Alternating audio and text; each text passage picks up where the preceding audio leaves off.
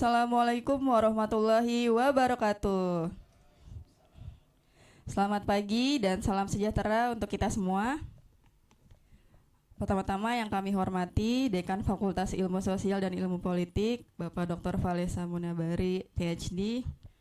Yang kami hormati Profesor Dr. Yusriani Saptadewi, MSI, selaku dosen tetap Teknik Lingkungan Fakultas Teknik USNI. Yang kami hormati Kepala Biro Pusat Pengetahuan dan Perpustakaan USNI, Bapak Febri Nurul Huda, SIP, MM.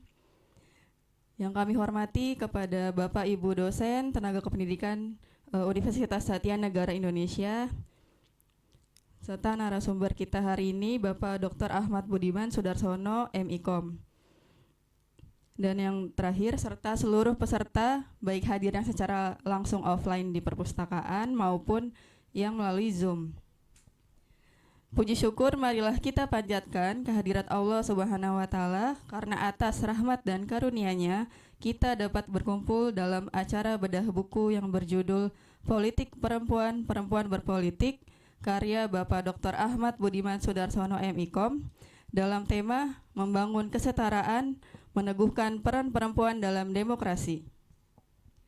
Perkenalkan, saya Nilam Cahya sebagai MC dalam acara bedah buku hari ini. Dan sebelum acara ini dimulai, agar acara ini berjalan dengan lancar dan penuh dengan keberkahan, marilah kita awali dengan berdoa bersama menurut kepercayaan masing-masing. Mari menundukkan kepala sejenak, berdoa dimulai.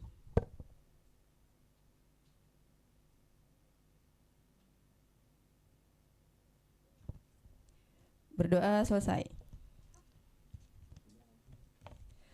Oke, selanjutnya marilah kita dengarkan sambutan dari Kepala Biro Pusat Pengetahuan dan Perpustakaan Universitas Satya Negara Indonesia kepada Bapak Febri Nurul Huda, SIP, MM. Kami persilakan. Bismillahirrahmanirrahim. Assalamualaikum warahmatullahi wabarakatuh. Yang saya hormati Bu Prof. Yeni, terima kasih Bu sudah hadir, dan Pak Dekan Valesa, Dekan FISIP, dan Bu Kaprodi maupun dosen-dosen FISIP yang lainnya, dan mahasiswa-mahasiswanya. Terima kasih sudah hadir untuk membantu acara kami, bahwa kami di sini membuat suatu pengembangan perpus tidak hanya untuk baca saja di tempat, tapi melainkan untuk mencerdaskan bangsa dengan literasi. Dan kebetulan juga di sesi ini sesi kedua ya, batch kedua. Yang sesi pertama itu juga Prof. Yeni, kita terima kasih juga Prof sudah menuangkan waktu dan ikut adil juga di acara kami. Dan yang ini yang kedua dari Pak Budiman, terima kasih sudah hadir juga Pak Budiman di tengah-tengah kita, yang juga punya karya buku. Mungkin kedepannya dosen-dosen baik dari fakultas yang ada di USNI, fakultas FISIP, fakultas teknik, ekonomi, dan perikanan bisa menyusul juga, karena mahasiswa juga perlu literasi seperti ini. Literasi dalam arti luas aspeknya ya, jadi tidak hanya dengan sekarang ini kan sudah ada e-book ya, gitu, jadi udah gampang baca buku segala macam. Ada karya dosen yang bagus bisa kita angkat buat menambah satu wawasan yang luas.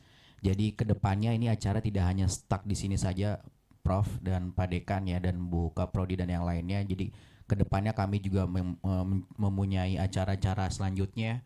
Mungkin nanti next ada bulan depan ya, nobar ya, Sinelip. Nah nanti ada program Sinelip, jadi program bedah film. Sekarang bedah buku, nanti next kita bedah film. Jadi film ini kita angkat juga dari yang relate dengan pendidikan dan segala macam, tidak mengandung sara apapun yang lain. Jadi ini program-program yang dimana purpose kita mengikuti era zaman ya. Karena kalau kita tidak punya program, ini perpustakaan hanya tempat suatu penyimpanan buku saja. Jadi kurang bagus juga kalau kita nggak mengembangkan. Makanya saya berkolaborasi dengan para dekan, dengan guru besar di sini juga, dengan Kaprodi dan yang lainnya untuk menciptakan suatu pengembangan yang lain. Jadi saya juga butuh saran, masukan dan yang lain, karena saran dan kritikan itu untuk membangun unit kami ke depannya, karena bagaimanapun jantungnya universitas itu juga dari perpustakaan. Jadi saya selama ini mencoba untuk memberikan yang terbaik buat mahasiswa, buat yang stakeholder yang lainnya, buat Civitas Akademika. Jadi semoga enjoy untuk bedah buku hari ini, dan terima kasih sudah meluangkan waktunya di sela-sela kesibukan dari para dosen dan Prof Yeni dan yang lainnya, Pak Kaprodi dan dosen-dosen yang saya lihat ada dosen-dosen Ikom ya kan. Terima kasih sudah hadir. Ada karyawan juga Bu Ima dan lain-lain. Jadi ini lengkap sudah formasinya dari karyawan, dosen, mahasiswa dan para pejabat juga. Terima kasih sudah hadir. Mungkin saya tidak banyak bicara karena sudah mulai acaranya. Semoga ini bermanfaat ke depannya dan terima kasih sekali lagi. Semoga sehat selalu. Wabillahi taufiq wal hidayah. Assalamualaikum warahmatullahi wabarakatuh. Baik, terima kasih banyak Pak Febri atas sambutannya. Oke, sebelum kita mulai mungkin kita biar semangat dulu nih ya. Kita ada ice breaking. Boleh Kak Satrio temenin saya ice breaking di sini.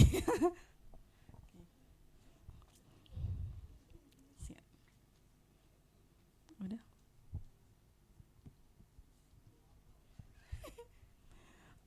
Oke, jadi ini ice breakingnya kita ambil dari inspirasi dari Jepang. Jadi nanti Bapak Ibu teman-teman boleh berdiri ya, semuanya ya berdiri. Nanti ikutin gerakannya ya, biar semangat. Oke, Pak Yudo, boleh. Jadi ikutin gerakannya ya teman-teman ya semuanya. Ikutin gerakan tangannya nih.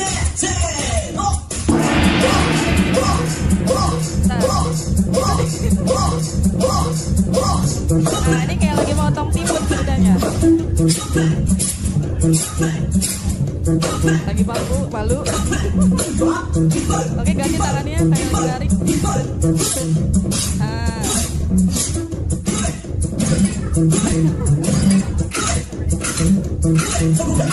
Ganti lagi tangannya.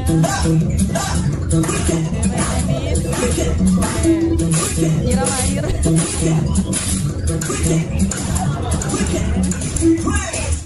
kita ikut lagi. Ganti lampu. Oh, nyalain shower dulu. Nyalain shower. Ini kamera shooter. Ini lagi terus jeruk gitu ya. Saya pelan. Ini kayak gini tangannya.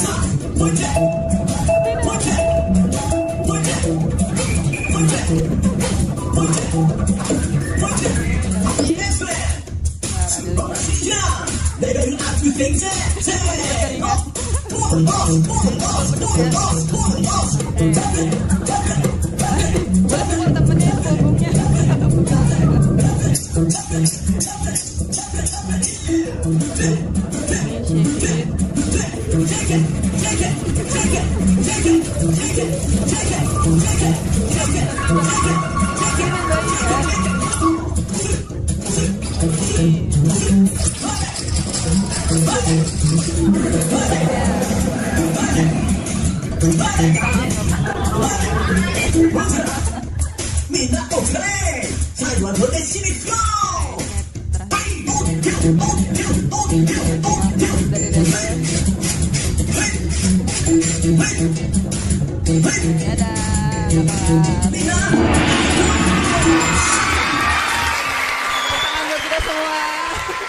Bapak Ibu, teman-teman boleh duduk. Terima kasih yang sudah ikut ice breaking. Gimana, udah semangat?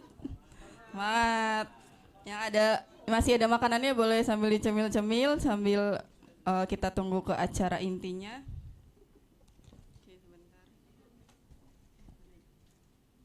Oke, selanjutnya sebelum masuk ke acara inti, kita panggilkan dulu moderator dari acara bedah buku ini, yang akan memandu jalannya sesi bedah buku, yaitu kepada Kak Amrita Dia Lestari SIP. Kami persilakan.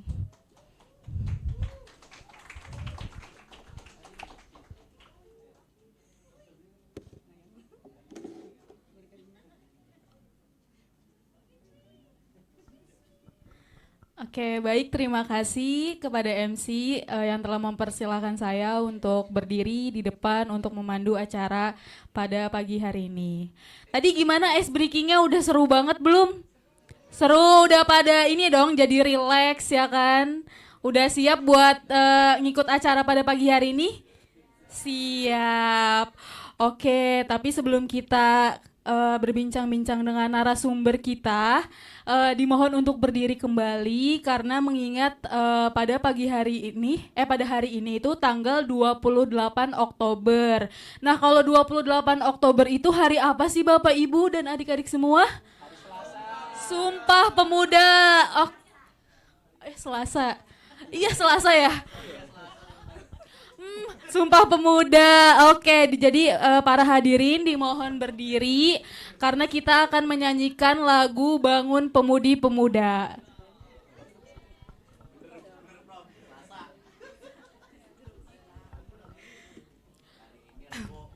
Sebelum kita menyanyikan lagunya, dimohon untuk mengepalkan tangan sebelah kanan dan menaruhnya di dada sebelah kiri.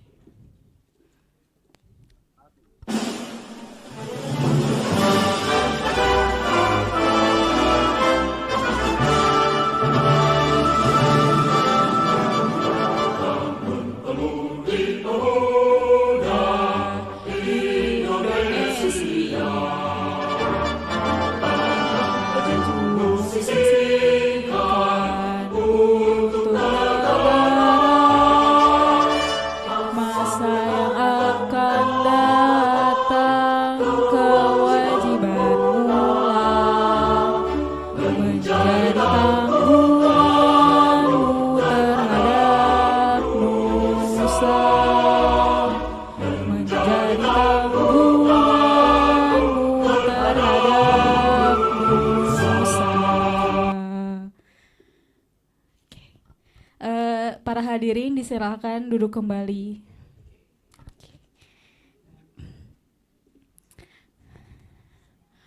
Oke, hadirin yang berbahagia, izinkan saya untuk memperkenalkan narasumber kita pada hari ini kepada Bapak Dr. Ahmad Budiman Sudarsono MIKOM. Dipersilahkan.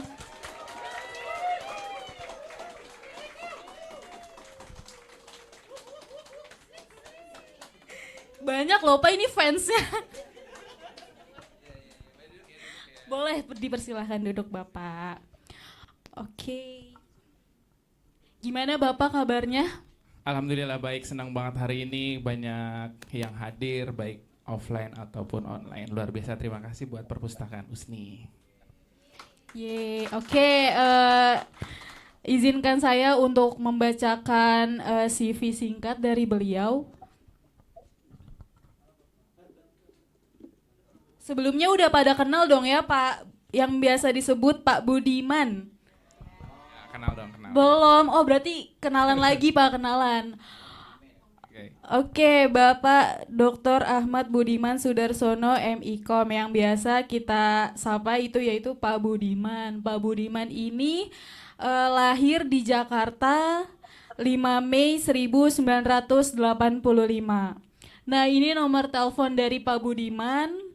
Mungkin mahasiswa atau dosen-dosen lainnya yang ingin menghubungi beliau, menanyakan ini nomor teleponnya. Terus sosmed Pak Budiman nih, Instagramnya ada @boediaman. Asik. Followersnya udah berapa itu Pak? 3.200. Widih, udah sampai ribuan ya. Keren. Terus ada juga nih sosial medianya yaitu YouTube, namanya Ahmad Budiman Sudarsono. Nah kalau itu subscribernya udah berapa Pak? Sedikit, 2.100. Widih, 2.100, keren loh ya. Iya betul. Widih, beri tepuk tangan dulu dong. Terima kasih. YouTubers dan konten kreator Instagram ya Pak ya? Ya, betul. Oke, selain itu Pak Budiman juga aktivis di dosen tetap Prodi Ilmu Komunikasi USNI. Terus selain itu juga Pak Budiman tim perencana dan pengembangan BPM USNI. Terus selain itu juga Pak Budiman yaitu wirausaha di Bali Sedayu dan Ufuk Arsitek. Wih, keren banget. Beri Terima tepukan kasih. lagi teman-teman. Lagi oprek nggak Pak di sana? Lagi proses. Oh, lagi proses. Oke, selain itu Pak Budiman juga banyak nih membuat karya buku. Ada 3. Yang pertama ada Jurnalitik Online di tahun 2017. Terus ada juga nih bukunya yang lagi mau kita bedah sekarang, yaitu Politik Perempuan Perempuan Berpolitik. Bukunya diterbitkan di tahun 2024. Terus yang terakhir ada buku Konvergensi Jurnalistik Online di tahun 2025. Terus selanjutnya Pak Budiman ada hobinya nih. Hobinya yang pertama main sama anak dan ibunya. Waduh. Wede, main apa itu Pak kalau boleh tahu? Nonton TV bareng. Oh, nonton TV.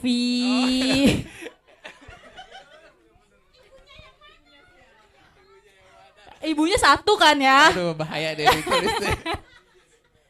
Terus selanjutnya ada juga makan sama anak dan ibunya.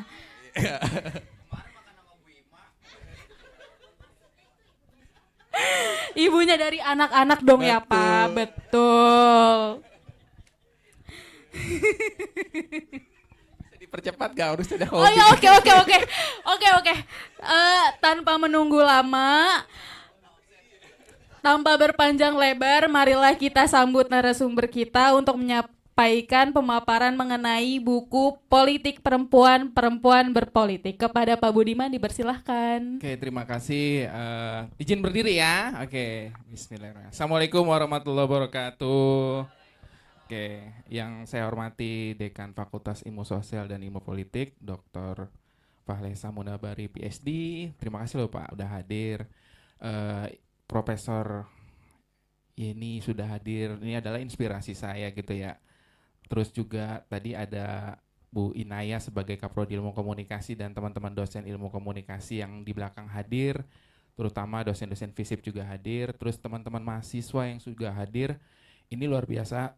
Saya juga mengucapkan terima kasih buat Pak Febri ya. Karena kegiatan ini Pak Febri bukan hanya kegiatannya offline tapi online juga ya. Saya udah bilang ke Pak Febri, ada jemaah saya 100 orang mau datang, boleh gak? Gak boleh, jangan, penuh kata gitu Bu, katanya saya bilang. Tapi saya bilang ya udah, akhirnya saya arahkan ke online ya. Jadi ada beberapa teman-teman komunitas buku dan juga komunitas perempuan yang mereka itu mau hadir Bu Yeni ke tempat ini gitu ya untuk pembahasan gitu ya. Sekilas tentang buku ini, sebenarnya buku ini riset Bu.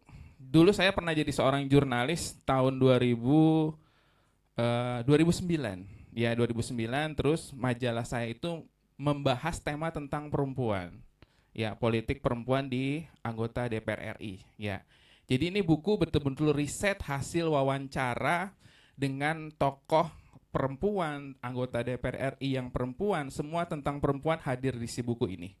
Jadi buku itu setahun dari 2009 sampai sedikit cerita sampai 2012 naskahnya baru terkumpul. Ya, naskahnya baru terkumpul 2014 baru rampung naskahnya. Ya, tapi saya sempat berpikir ini diterbitin atau enggak ya.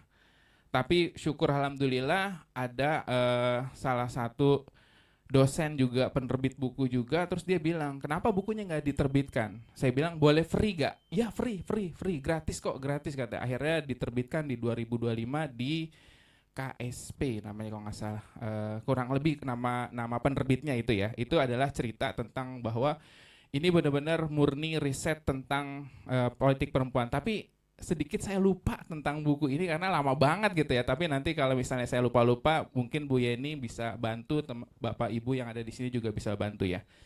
Oke, next berikutnya ya.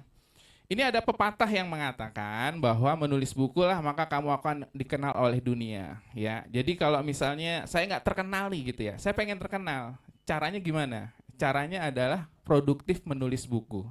Saat buku kita terbit, orang akan membaca buku kita.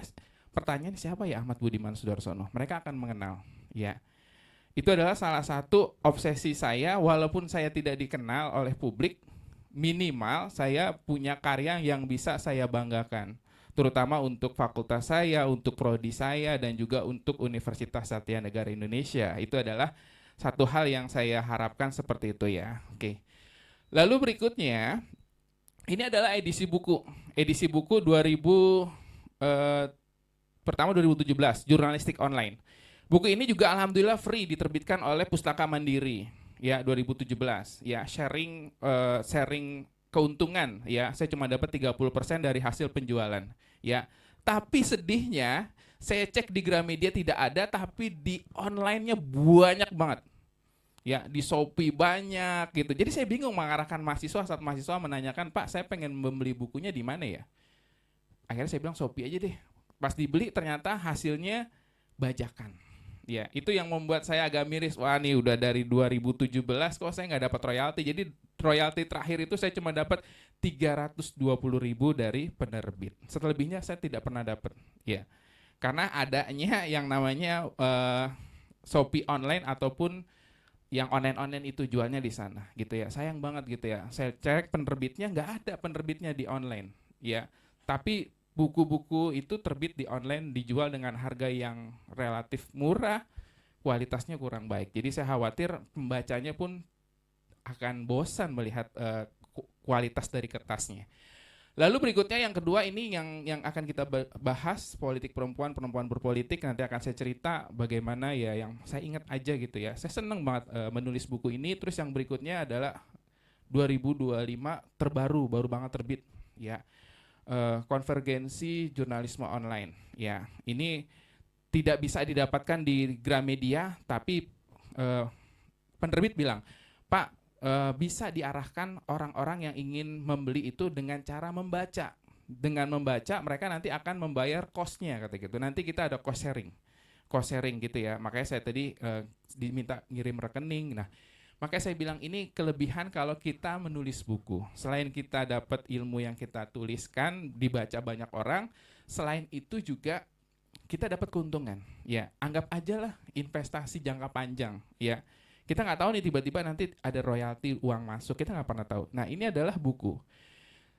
Sedikit informasi lagi, mohon doa lagi. Ada satu buku lagi yang mau akan terbit.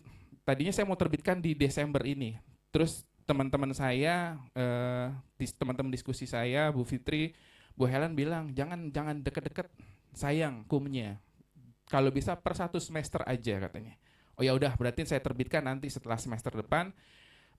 Bukunya tentang teknik menulis berita online dan cetak. Ya itu satu. Nah berikutnya ada lagi banyak banget Pak Budiman. Alhamdulillah lagi seneng nulis gitu ya. Terakhir adalah hasil disertasi saya berbicara tentang konflik pertandingan antara pendukungnya Persija dengan Persib. Saya ulas siapa dalang dari konflik tersebut. Ada di buku itu. Akan saya tuangkan gitu. Menarik banget ya. Siapa sih dalangnya ya? Ternyata dalangnya adalah pemilik akun dari Instagram itu yang coba memprovokasi. Ya. Itu buktinya seperti itu ya. Nanti ditunggu aja buku bedahnya, ditunggu juga undangannya lagi buat dari Pak Febri tentang membedah buku. Saya seneng banget berbagi ilmu. Berikutnya next. Nah, ini adalah daftar pustakanya. Nanti dalam buku yang saya tulis itu ada cikal bakal perempuan berpolitik, terus ada hitungan politis kuota perempuan, menebak perjuangan perempuan di parlemen, dan lika-liku perempuan berpolitik. Sebenarnya lebih banyak tentang bab 3 menebak perjuangan perempuan di parlemen, karena dulu segmentasi dari yang saya wawancari adalah anggota DPR RI. Cara nyari cuannya gimana ya? Cara nyari cuannya adalah, mungkin Pak Palesa udah tahu karena Pak Palesa juga di parlemen, adalah kita bersurat ke mereka. Saat mereka mau diwawancarai, kita minta dong ke mereka dalam tanda kutip, "Bu, Ibu mau gak Bu terbit di halaman depan? Bayar dengan angka 5 juta ya." Mereka tuh dengan senang hati. Karena majalah itu adalah majalah yang dibaca oleh seluruh anggota DPR RI, dan juga dapilnya itu akan di-stream ke mereka. Kalau di depan foto mereka itu ada di gambar majalah itu fotonya dia, itu ada nilai jualnya. Jadi kita prosesnya kayak gitu ya. Jadi itu hasil riset. Oke, yang berikutnya. Sejarah untuk perempuan ini adalah kepemimpinan perempuan itu dimulai pada abad ke-7 ya, yaitu ada seorang raja ya, ratu ya, Ratu Sima dari kerajaan Kalingga, yaitu di abad ke-7. Ini menarik. Siapa sih? Mungkin orang tidak pernah tahu bahwa zaman dulu masih ada Hindu, apa ya? Agama Hindu gitu lah ya, gitu ya. Itu ada seorang namanya ratu yang namanya Ratu Sima. Uniknya Ratu Sima itu adalah ratu yang boleh dibilang super adil, super baik kepada rakyatnya, dan dia punya toleransi sangat kuat. Ada satu hal, dia diberikan ujian. Saat anaknya melakukan yang namanya tindak pencurian. Ya, apa yang dilakukan Ratu Sima? Ratu Sima itu bilang, kalau ada rakyatnya yang melakukan kejahatan, maka dilakukan hukum potong tangan. Ya, ini dilema antara seorang ibu, seorang raja, tapi di dalam lingkungan keluarganya ada seorang anak yang melakukan tindakan pencurian. Tindakan pencuriannya sepele, gitu ya, sepele gitu ya, sepele kalau nggak salah dia hanya coba, dia senang sama salah satu gerabah yang yang dijual di pasar. Tapi tidak tahu kenapa gerabah itu sama dia dibawa pulang. Dilaporkanlah kasus tersebut. Gitu ya. Gerabah itu diambil terus yang gerabah itu melapor. Saya kehilangan gerabah saya bahwa ada candi yang saya buat diambil oleh seseorang anak muda. Akhirnya ditelusuri. Ditelusuri ternyata yang mencuri itu adalah anaknya Ratu Sima. Ratu Sima tidak menutup-nutupi. Kalau sekarang mungkin ya, waduh anak saya ketangkap nih KPK. Ya udah deh, gimana caranya ditutup-tutupin gitu ya. Tapi kalau Ratu Sima tidak, ya akhirnya dilempar ke publik. Ini loh pencurinya. Ya, dengan sedih, dengan mungkin sebagai orang tua dia menangis gitu ya. Tapi dia membuktikan, ini loh pencurinya. Pencuri yang mengambil candi Anda gitu ya. Wah, masyarakat di sana menyatakan siapa itu dia, siapa dia gitu ya. Karena kalau di sana, kalau di Indonesia, kalau yang sekarang kan kita anak pejabat nih, anaknya kita naikin tuh ya biar jadi pejabat juga. Kalau di sana diumpetin, dia nggak tahu bahwa ini adalah anaknya Ratu Sima. Ceritanya kayak gitu. Tapi apa yang terjadi di Ratu Sima bilang, dia sambil ditanya masyarakat deh, Ratu kenapa kamu nangis katanya. Ini adalah putra saya yang mencuri. Apa hukumannya? Akhirnya ada yang bilang, sesuai dengan perintah ratu, potong tangan. Akhirnya potong tangan. Saking bentuk keadilan yang coba disampaikan ke Ratu Sima, itulah akhirnya lenggeda itu sampai ke seluruh Indonesia. Ya, ini zaman kerajaan ya. Itu salah satu bentuknya gitu. Ya. Saya mendapatkan tafsir ini dari narasumber saya. Saya ingat, wih hebat banget ya, seperti itu ya. Itu salah satu bentuknya. Lalu berikutnya, setelah ada Ratu Sima terkenal sebagai perempuan yang jujur, tegas dan adil, juga ada yang namanya Ratu Tribhunawana Tunggal Dewi. Ya, saya tidak mendalami yang ini. Ya, siapa Tribun? Ini hampir sama juga. Dia ratu yang baik, ratu yang adil. Salah satu seperti itu. Ya, zaman kerajaan itu sangat luar biasa gitu ya. Ada raja, ada ratu. Nah, ini adalah salah satunya menjadi teladan yang sangat baik. Lalu dalam masa kemerdekaan ada yang namanya Cut Nyak-Din, ada Cut Mutia. Ini adalah tokoh-tokoh yang menjadi inspiratif kemerdekaan Indonesia. Ya, ternyata yang saya pahami juga bahwa apa perbedaannya? Pahlawan dalam kemerdekaan yang dilakukan oleh tokoh laki-laki dengan perempuan. Kalau tokoh laki-laki dia benar-benar pure ingin memerdekakan Indonesia. Tapi kalau tokoh perempuan ini bukan hanya berjuang terhadap kemerdekaan Indonesia, tapi dia punya sains bagaimana bukan hanya yang merdeka negaranya, tapi adalah masyarakatnya. Misalnya gitu, Cut Nyak-Din terkenal dengan revolusi tentang di Aceh gitu ya, Cut Mutia, dia memperjuangkan itu. Pendidikan, makanya kebetulan saya tinggal di Cawang, Jalan Dewi Sartika. Ya, saya nggak tahu siapa Dewi Sartika. Setelah saya menulis, saya baru paham. Oh, Ibu Dewi Sartika itu adalah salah satu tokoh pejuang dari Jawa Barat yang selalu konsen terhadap pendidikan. Tuh, dia bikin sekolah biar anak-anak rakyat jelata itu bisa sekolah. Karena dulu zaman penjajahan yang sekolah itu hanya pejabat-pejabat tinggi, gitu ya. Itu salah satu bentuknya seperti itu. Lalu ada yang namanya presiden wanita pertama kita, Ibu Megawati Soekarno Putri, ya. Dia penerus founder kita, Bapak Soekarno. Oke, next berikutnya.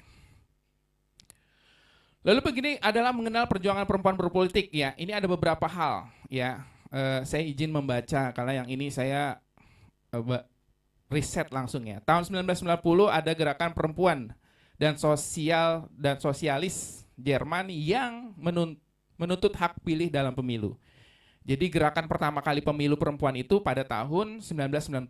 Lalu 1913 ada Perang Dunia Pertama menetapkan bahwa 8 Maret ditetapkan sebagai perayaan Hari Perempuan Internasional. Jadi nanti setiap tanggal 8 Maret itu ada yang namanya Hari Perempuan Internasional. Ya, Desember itu ada Hari Ibu kalau nggak salah, ya. Nah, ini ada juga Hari Perempuan Internasional dirayakan setiap tanggal 8 Maret. Lalu 1938 ada Kongres Perempuan yang menetapkan tanggal 22 ini. Akhirnya 22 Desember sebagai Hari Ibu. Ya, ini adalah perjuangan-perjuangan yang diaminkan oleh seluruh dunia. Akhirnya muncullah bahwa tanggal 22 Desember sebagai Hari Ibu. Gitu ya. Karena ada Hari Ibu, tiba-tiba ada gerakan lagi Hari Ayah. Ya, muncul lagi namanya Hari Ayah setiap tanggal saya nggak tahu deh. Oke, lanjut berikutnya, ya. Lalu berikutnya adalah menengok perempuan berelemen. Inilah tugas saya, ya. Ternyata sejak tahun 1950 hingga tahun 2000, keterwakilan perempuan dari zaman Indonesia Merdeka itu kecil banget, ya. Faktornya apa sih? Faktornya itu adalah karena ada dua hal yang berbeda. Kalau laki-laki itu selalu konsen dengan caranya dia menyampaikan sesuatu hal dengan sesuatu janjinya, gitu ya. Janjinya dia berani turun ke lapangan segala macam, gitu ya. Itu akhirnya mereka terpilih. Kalau perempuan ini dia malu-malu gitu loh untuk menyampaikan dirinya, saya loh calon anggota DPR, ini malu-malu. Itu salah satu bentuknya. Makanya angka keterwakilan perempuan turun. Selain itu ada faktor bahwa pemilih itu mereka, mohon maaf ya Tan, alergi untuk memilih perempuan sebagai pimpinan mereka di anggota DPR. Karena agama itu masih kental bahwa dibilang bahwa pimpinan itu harus laki-laki. Inilah yang akhirnya merubah mindset masyarakat bahwa ya udah saya nanti milih anggota DPR RI maunya yang laki-laki aja. Nah, itu salah satu bentuknya. Makanya angka menengok perempuan di parlemen itu di anggota DPR RI itu turun terus, tiap tahun itu turun terus. Tidak ada orang yang percaya bahwa mereka harus diwakili oleh keterwakilan perempuan, ya. Terus yang berikutnya adalah next. Ada yang namanya undang-undang yang mengatur keterwakilan perempuan. Padahal udah ada undang-undangnya. Undang-Undang nomor 2 tahun 2008 tentang partai politik itu pasal 2 ayat 5 yang mewajibkan bahwa partai politik itu harus harus melakukan rekrutmen kepada perempuan sebesar 30%. Tapi faktanya di lapangan bahwa tidak sampai 30%. Ya, hanya 15%, 20%, tidak pernah sampai 30% kuota tersebut. Akhirnya apa? Partai politik itu dipaksa untuk lebih banyak menyediakan perempuan di dalam daftar calon pemilih di anggota DPR RI. Tapi nyatanya tetap aja gitu loh. Angkanya nggak sampai 30%. Nah, itu adalah salah satu bentuknya. Next, berikutnya ada Undang-Undang nomor 7 tahun 2017 tentang pemilihan umum pasal 245 ayat 2. Terus juga ada pasal 246 ayat 2 yang berbicara tentang mengatur bahwa perempuan itu punya hak untuk berkompetisi menjadi anggota DPR RI. Apalagi anggota DPR RI sekarang enak banget gitu ya. Dibilang bahwa kalau kita jadi anggota DPR RI, kita punya pesangon sampai pensiun, nggak dapat tunjangan sampai kita akhir hayat. Luar biasa. Itu salah satu bentuknya gitu ya. Lalu berikutnya ada lagi apa lagi? Next. Angka keterwakilan perempuan terus menurun tiap pelaksanaan pemilu. Tuh angkanya munculnya. Nih angka yang saya dapatkan, tahap penurunan tersebut dari 13% pada tahun 1987 menjadi 12,5% turun pada pemilu 92. Turun lagi menjadi 10,8% dalam pemilu 1997 dan akhirnya hanya mencapai 9% pada pemilu 1999. Kecil angkanya terus turun ya. Oke, next berikutnya.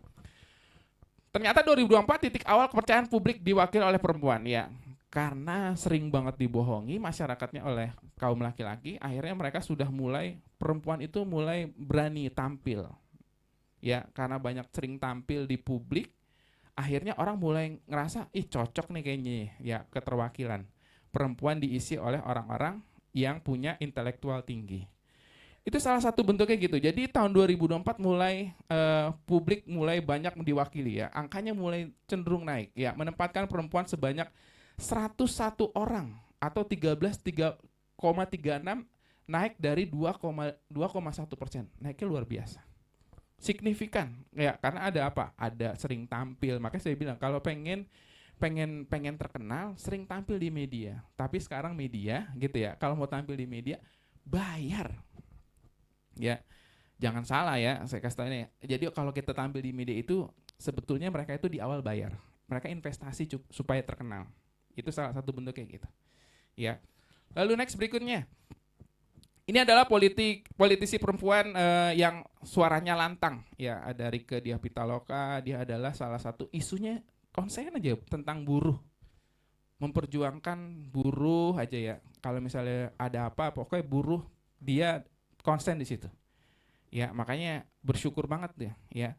Diah Pitaloka itu terpilih terus karena memang dia betul-betul mewakili suara masyarakat. Itu salah satu bentuknya. Terus berikutnya ada Grace Natali ya. Dia juga kritis dalam hal-hal tentang hak perempuan di parlemen. Ini adalah salah satu. Terus berikutnya ada Eva Kusuma Sundari ya. Ini juga dia fokusnya terhadap gender dan HAM. Lalu juga ada yang namanya Nurhayati Ali Asgaf, juga dia juga lantang terhadap forum internasional tentang perempuan. Itu adalah salah satu dari sekian banyak tokoh perempuan yang ada di Indonesia yang memiliki suara lantang, gitu ya. Lalu berikutnya next. Lalu perlunya adanya politik identitas. Nah, ini yang sering ramai kemarin. Apa sih politik identitas nih ya? Politik identitas pada perempuan adalah bentuk kesadaran kolektif untuk menegaskan posisi, pengalaman dan hak-hak perempuan dalam ruang publik dari politik guna menciptakan masyarakat yang lebih inklusif dan adil. Jadi perlu adanya politik identitas dari perempuan dengan cara ini kayaknya yang di Zoom nih. LPPM gitu nggak ya? Iya. Ya. Oke, nggak apa-apa. Ya, ini adalah contoh politik identitas perlu. Ya. Jadi kalau kita pengen terkenal, salah satunya kita perlu adanya politik identitas. Apa yang kita perjuangkan, apa yang pengen dilihat oleh masyarakat. Next berikutnya adalah pemahaman politik identitas pada perempuan ya. Ternyata politik identitas pada perempuan menunjukkan pada strategi atau pendekatan politik yang menggunakan identitas gender perempuan sebagai dasar perjuangan untuk kesetaraan, representasi dan keadilan sosial. Oke, makna politik identitas pada perempuan adalah berbicara tentang mengakui bahwa perempuan memiliki pengalaman hidup, tantangan dan kepentingan politik yang khas yang memiliki cara mereka membangun politik itu kepada masyarakat. Next berikutnya. Kesimpulannya adalah bahwa perempuan yang terlibat dalam politik memiliki peran penting dalam mewujudkan kebijakan yang adil, inklusif dan responsif terhadap kebutuhan semua lapisan masyarakat. Keterlibatan perempuan dalam politik bukan hanya tentang keterwakilan angkat, tapi juga membawa perspektif dan pengalaman. Itu adalah berbicara tentang kesimpulan kita. Jadi sekarang ada teman-teman mahasiswa nih ya, mulai sekarang pikirin, cari tokoh perempuan yang akan teman-teman perwakili di anggota parlemen. Dari dulu saya dari 2009 tetap memilih tokoh perempuan sebagai siapapun orangnya gitu ya, saya akan memilih perempuan karena tingkat korupsi itu saya jarang mendengar perempuan itu korupsi di parlemen, tapi yang banyak itu adalah laki-laki. Makanya kita kurangin nih gitu ya, kurangin dengan cara memilih perempuan sebagai wakil kita di parlemen. Jadi manfaatin kuota 30% perempuan di anggota DPR. Mungkin itu aja, terima kasih. Selamat pagi, Assalamualaikum warahmatullahi wabarakatuh. Waalaikumsalam warahmatullahi wabarakatuh. Baik, terima kasih Pak Budiman atas pemaparannya yang luar biasa dan penuh inspiratif ini. Kalau aku boleh ringkas kembali, ternyata buku ini tuh membahas tentang peran perempuan dalam politik di Indonesia. Mulai dari sejarah keterlibatan perempuan dalam politik sejak era kerajaan, terus juga perjuangan hak politik perempuan hingga fenomena dan tantangan terkininya. Terus buku ini juga menyoroti pentingnya perempuan sebagai subjek yang memiliki peran dan kontribusi signifikan dalam pengambilan keputusan politik, bukan hanya sebagai objeknya aja. Terus kalau boleh tahu buku ini tuh jumlahnya ada berapa halaman, Pak? 157. Oke, 157. Waktu itu tuh nyusunnya tuh berapa lama, Pak? Dalam Iya. jangka waktu berapa? Iya, kalau kita review nih sebenarnya kumpulan-kumpulan tulisan teman-teman jurnalis di majalah Figur namanya ya, punyanya Pak Agun Ginanjar Sudarsa, anggota Dewan Golkar gitu ya. Jadi ada enam jurnalis yang menuliskan dengan tema yang berbeda karena berdasarkan kantor ya. Nah tulisan, jadi ini ada 3 tahun mereka menulis tentang politik perempuan karena jualan kita di saat tentang temanya tentang politik perempuan itu anggota DPR RI perempuan tuh pengen banget lantang bersuara di situ. Nah jadi kita jualan, jadi misalnya Amrita anggota dewan nih ya, Mbak Amrita mau tulisannya mau naik ke di halaman depan tapi bayar 5 juta ya, itu udah hal yang biasa buat mereka gitu. Jadi itu angka yang di luar oplah kita jualan, karena kalau kita nggak jualan nggak kayak gitu kita nggak akan laku. Nah jadi dari 3 tahun itu sekitar ada 50 sampai 60 halaman yang akhirnya saya ambil, saya sarikan, tulis ulang, tulis, ternyata jumlahnya sekitar 150 halaman, kurang lebih seperti itu. Nah, jadi 2012 mulai rampung, 2014 itu saya mulai merapikan tulisan itu, dinaikin cetak tahun 2025 ini. 2024 ini. Gitu, prosesnya agak panjang. Oke, keren banget, Pak. Sebelum kita lanjut ke sesi tanya jawab, aku boleh nanya satu lagi nggak, Pak? Yes. Waktu itu kan Bapak kan sempat membuat buku yang pertama kali itu jurnalistik online. Waktu itu tuh Bapak apa sih yang memotivasi Bapak untuk bisa menulis buku? Terus kira-kira tuh apa sih motivasinya yang untuk memulainya itu? Kadang-kadang kan kita males ya kalau misalnya nulis buku, aduh bingung nih mau mulai dari mana gitu. Gitu Pak, kira-kira. Itu referensinya sama juga ya, berdasarkan riset juga. Jadi saat saya dikasih mata kuliah jurnalistik online, dulu belum banyak karena jurnalistik online itu belum booming ya. Jadi berdasarkan pengalaman gitu ya, dulu pernah aktif juga di media online 2012 sampai 2014. Itu saya tulis juga, iseng, nulis jadi makanya kalau mungkin mohon maaf ya kalau orang nulis buku misalnya pengertian jurnalistik adalah gitu ya, kalau saya tuh lebih reference-nya itu pasti ngomongin tentang sejarah jurnalistik online-nya itu dari mana, kapan, siapa tokohnya gitu, terus kira-kira kebutuhannya apa. Jadi lebih banyak bukan teorinya tapi praktis dalam praktek tapi dalam bentuk tulisan. Itu salah satu bentuknya. Jadi tulisan saya gitu, bagaimana Detik pertama kali muncul di industri media, awalnya ditolak akhirnya jadi, itu saya tulis di situ karena berdasarkan saya ngobrol jadi tulis. Saya tipe orang kayak gitu Amrita. Jadi dengar sesuatu kayak menarik deh, bang boleh rekam nggak bang, saya contoh gitu, coba ceritain yang tadi abang apa ceritain abis itu saya transkrip tulisan itu, akhirnya saya sadur menjadi sebuah tulisan gitu. Jadi kayak gitu, jadi proses bukunya nggak mohon maaf nggak kayak pengertian kayak gitu, jadi lebih banyak tentang prakteknya. Seperti itu. Kalau selama ini tuh kendala-kendala apa aja sih Pak yang Bapak alami selama untuk membuat buku itu? Malas. Biasanya kalau misalnya lagi datang prosesi seneng nulisnya, saya ngerasa udah biarin aja deh gitu. Biarin aja, kalau dibiarin jadi terus ngalir. Tapi kalau udah datang malasnya udah pasti. Kan ini agak stuck nih dari 2017 nulis 2014 ya. 2017 baru terbit lagi 2025, itu kan jangkanya panjang banget itu. Itu nggak ngapain tuh, saya nggak produktif tuh kalau menurut saya gitu. Jadi mulai produktif lagi ya tahun ini aja gitu, seperti itu. Nah biasanya yang memacu misalnya kayak pas lagi males nih buat nulis, terus apa sih Pak yang memotivasi Bapak untuk kayak aku mau nulis lagi nih gitu? Kalau dulu saya jadi jurnalis, pimpinan saya pernah ngomong kalau lagi malas nulis udah jangan, tinggalin aja. nggak usah dipaksa, nggak bakal efektif tulisannya. Kalaupun dipaksa, paling cuma jadi setengah halaman. Nah, makanya saya bilang saat saya momentumnya apa, saya tipe kali gitu. Kalau misalnya momentum saya lagi pengen ngomongin tentang bidang yang lain gitu, saya fokus di situ. Biarin aja gitu. Tapi kalau bidang itu saya udah bosen, ya udah saya pindah lagi gitu. Jadi tipe kali gitu. Jadi satu hal yang kalau menurut saya gambling aja, nggak selalu dipaksain, karena saya bukan nyari duitnya di penulis, bukan ya macam-macam gitu. Kecuali saya seorang penulis, berarti saya harus beraktivitas sebagai penulis, mau nggak mau, suka nggak suka harus menulis. Tapi kalau ini kan saya bukan penulis ya, jadi cuma sekedar hobi aja. Jadi satu halnya yang saya lakukan adalah saat saya ngerasa senang nulis ya saya nulis, enggak ya enggak, gitu aja sih. Seperti itu. Oke, baik, sangat inspiratif sekali ya teman-teman. Dari teman-teman ada yang mau bertanya, karena akan kita buka sesi tanya jawab. Buat teman-teman yang ingin bertanya silahkan angkat tangan.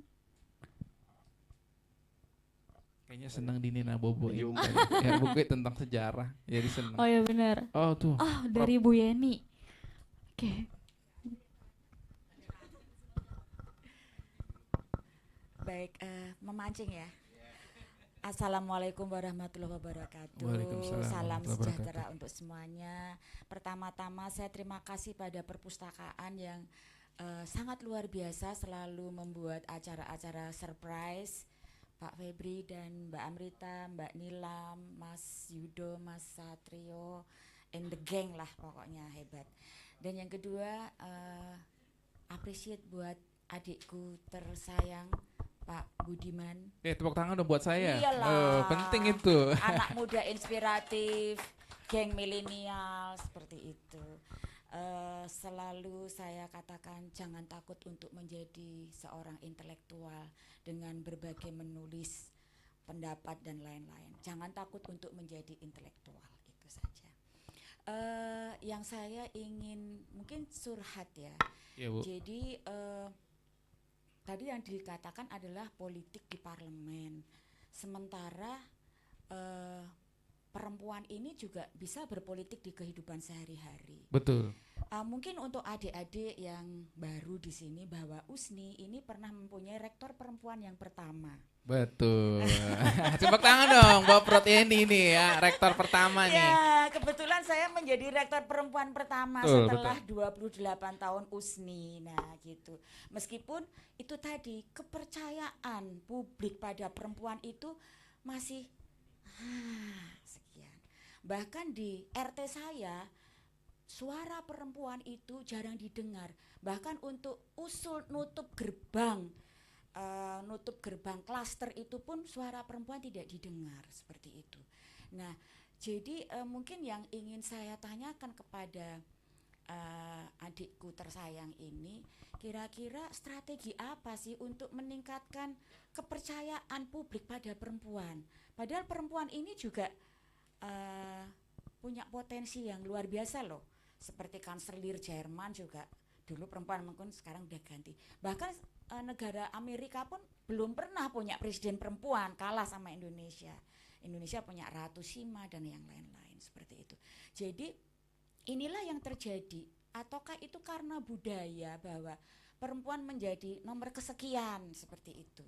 Bahkan di USNI ini pun juga nomor kesekian, sehingga kepercayaan untuk menjadi rektor pun habis kayak gitu loh. Jadi sebelum kita berkarya ini, beri kepercayaan kepada kami untuk ini loh, aku bisa seperti ini. Tapi ternyata ini tidak ada, tantangannya luar biasa. Nah, menurut Pak Budiman, kira-kira strategi apa sih untuk meningkatkan bahwa perempuan itu juga bisa loh, perempuan itu juga tidak takut loh, bukan hanya yang di parlemen. Kalau yang di parlemen memang ada wadahnya, tetapi kami yang sehari-hari di sini, mungkin ada ini Jeng Amrita, Jeng Nilam, Jeng sopo Bu jenengmu sampai lupa, Bu Ima, Bu Ibu dosen-dosen perempuan ini sebetulnya juga punya eksistensi yang luar biasa, tapi selalu menjadi nomor 7, nomor 8, nomor 10 gitu. Jadi strateginya apa sih untuk meningkatkan kepercayaan publik pada perempuan? Seperti saya ibu rumah tangga, saya juga ibu rumah tangga loh, kayak gitu. Dimana suara saya di kompleks pun untuk menutup gerbang jam 24 tutup gerbang, itu pun tidak diterima oleh bapak-bapak yang lain. Hai, makasih. Pertanyaannya sulit. Baik, terima Nanti saya- kasih Bu ya. Yeni. Ya, gimana Bapak jawabannya? Oke, ntar saya minta bantuan Strateginya. Pak Pahalesa deh kayaknya serius. Aduh ya, Bu, kebetulan saya lama menjabat RW, Bu, di tingkat. Saya lebih sering jadi RW lah daripada kegiatan yang lain ya. Iya, jadi teman-teman saya manggil saya Pak RW, Bu. Jadi gini, Bu, sebetulnya di Indonesia itu budaya dan agama tuh kalau menurut versi saya mohon maaf kalau saya salah, itu menjadi salah satu yang tabu untuk dibicarakan. Ya, di Muslim itu punya anggapan bahwa ini mohon maaf ya kalau saya salah ya. Jadi bahwa pemimpin itu harus laki-laki. Ada sebagian orang yang menerima, ini sebelum saya trigger ke situ Bu ya. Ada orang yang merasa ya udah bahwa mereka itu nggak pengen berkembang. Jadi salah saat dia dikasih tahu salah satu hal bahwa pimpinan itu harus laki-laki, ya udah tetap apapun yang terjadi. Jadi budaya di Indonesia itu yang sulit untuk dirubah. Awalnya kalau menurut saya awalnya seperti itu. Lalu bagaimana strategi yang harus dilakukan? Strategi yang dilakukan saya punya Bu RT seumur hidup perempuan. Agak berat sih Bu ya. Kenapa salah satunya? Kalau nggak ada yang nyalonin Bu, baru bisa. Itu pengalaman saya Bu, tapi nggak tahu ya. Saya nggak tahu. Makanya saya minta tolong Pak Palesa ada gimana strateginya gitu ya. Karena selama ini saya ngerasa saat ibu-ibu bisa jadi pimpinan di tingkat RT dan RW, karena nggak ada yang nyalonin, baru mereka bisa jadi. Tapi kalau misalnya ada calonnya laki-laki, itu kemungkinan menangnya itu tipis. Karena ya itu mindset mereka adalah, lah ibu-ibu ngurusin anak gitu ya di rumah, reporter ya, gitu banyak alasan-alasan yang akhirnya dibangun oleh masyarakat kepada publiknya. Jadi orang akhirnya ngerasa, yaudah jangan milih Amrita lah, nggak usah, milih Pak Febri aja di ketua lah ngomong gitu. Bu Amrita ntar anaknya sakit pulang ke rumah gitu ya. Seperti itu ya. Kalau Pak Febri anaknya sakit bisa calling-callingan. Itu yang termindset. Jadi bentuk-bentuk strategi yang harus dilakukan, saya sih cuma nangkapnya itu Bu. Gitu ya, strategi yang saya alamin berdasarkan pengalaman. Strategi yang kedua ya salah satunya adalah kita coba merubah budaya pemikiran kita. Gitu loh. Jangan kita, kalau negara kita gimana mau maju kalau seandainya cara berpikir kita itu masih kolot. Gitu ya, kolot. Saya orang Betawi, ya. Betawi katanya hobinya nikah. Gitu ya, jual tanah, ya. Bapak Ibu boleh ke rumah saya. Ya, gitu. Itu salah satu bentuknya. Insya Allah saya nggak kayak gitu. Ya, saya makanya dari sekarang saya lagi memfilter, membangun bahwa tidak semua orang Betawi itu kayak gitu, ya. Saya bukan Betawi asli, bapak saya orang Boyolali, ya. Tapi saya punya mindset seperti itu, saya nggak mau gitu. Saat tetangga saya jual tanah, saya nggak ikut-ikutan, ya. Kata keluarga saya, cari dulu kerjaan yang lain kalau nggak ada baru, ya. Tapi masih tetap utuh tempat saya. Pak Balesa bisa bantuin saya gak? Ini pertanyaan berat banget loh Pak. Ampun ya, strategi ya itu berdasarkan pengalaman atau Bu Yeni punya strategi bisa bertanya bisa menjawab sendiri gitu ya, kadang seperti itu. Mungkin itu aja Prof yang bisa saya sampaikan Prof ya. Saya mohon maaf kalau ada salah-salah kata, itu berdasarkan pengalaman yang saya lihat budaya di kita itu masih cenderung sulit untuk melihat bahwa perempuan itu sebagai pimpinan itu agak sulit. Ya, bukan hanya di tingkat parlemen tetapi juga di tingkat RT RW pun sulit ya, bahkan di USNI pun ya sulit seperti itu. Mindsetnya masih ya, framingnya masih sulit lah, intinya seperti itu. Gitu Jeng Amrita. Iya baik, makasih Pak Budiman. Berarti yang harus dirubah itu adalah mindsetnya ya Pak ya. Karena apalagi sekarang kan udah zamannya emansipasi wanita. Terus apalagi wanita juga udah jumlahnya lebih banyak dibanding laki-laki ya kan. Harusnya mindset yang udah lama itu harus dirubah gitu. Oke baik, selanjutnya ada yang ingin bertanya dari adik-adik mahasiswa? Oh ada. Oh Bapak. Oh ini bukan adik-adik mahasiswa, ini Bapak dosen, mohon maaf.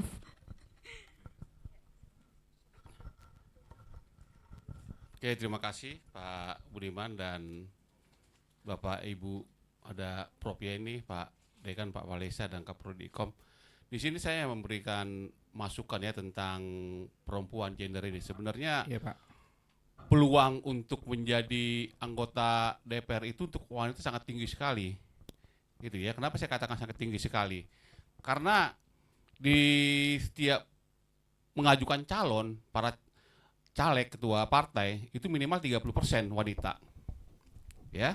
Jadi walaupun mereka nggak punya sumber daya manusia yang wanita, akhirnya ini para ketua partai mencomot istrinya lah, anaknya lah yang wanita dimasukkan sebagai calon. Untung-untungan gitu ya. Karena kan yang pilih masyarakat.